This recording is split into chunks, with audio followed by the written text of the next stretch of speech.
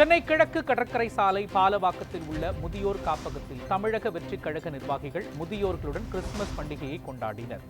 பள்ளிக்கரணை பகுதியைச் சேர்ந்த முகேஷ், சித்ரா ஆகியோரின் ஏற்பாட்டில் நடந்த இந்நிகழ்ச்சியில் தாவேக சென்னை புறநகர் மாவட்ட செயலாளர் ஈசிஆர் சரவணன் கலந்து கொண்டு கிறிஸ்துமஸ் கேக் வெட்டி முதியோர்களுக்கு வீல் சேர், உணவு மற்றும் நலத்திட்ட உதவிகளை வழங்கினார். திண்டுக்கல்லில் திமுக வழங்கிய தேர்தல் வாக்குறுதிகளை நிறைவேற்ற வலியுறுத்தி அரசு அலுவலகங்கள் முன்பு ஊழியர்கள் கண்டன ஆர்ப்பாட்டத்தில் ஈடுபட்டனர்.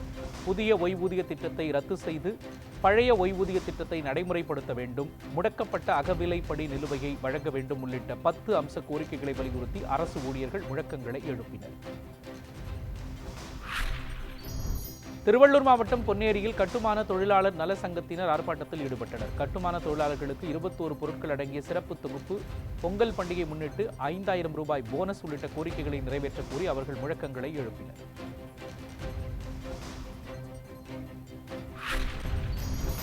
காஞ்சிபுரத்தில் பச்சையப்பன் கல்லூரிகளின் 75வது ஆண்டு வைர விழாவை முன்னிட்டு மாபெரும் போதை பொருள் ஒழிப்பு மனித சங்கிலி விழிப்புணர்வு பேரணி நடைபெற்றது. இதில் கல்லூரி முதல்வர் முருகக்கூத்தன், நாட்டு நலப்பணி திட்ட அலுவலர் சிவபாலன் மற்றும் ஹரிகிருஷ்ணன், ரவிச்சந்திரன் ஆகியோர் கலந்து கொண்டனர். மாணவர்கள் போதைப் பொருளுக்கு எதிராக கண்டன முழக்கங்களை எழுப்பி பொதுமக்களுக்கு விழிப்புணர்வு ஏற்படுத்தினர்.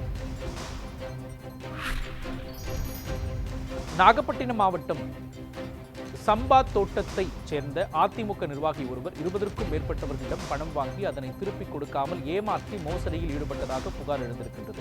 நாகப்பட்டினம் சம்பா தோட்டம் கிராமத்தைச் சேர்ந்தவர் யோகமூர்த்தி. இவர் நாகூர் சாந்தா சாஹிப் தெருவைச் சேர்ந்த 3வது வார்டு அதிமுக செயலாளர் சுல்தான் இஃப்னு என்பவரிடம் 2 லட்சம் ரூபாய் பணத்தை அவருடைய சொந்த தேவைக்காக கடனாக கொடுத்ததாக கூறப்படுகிறது.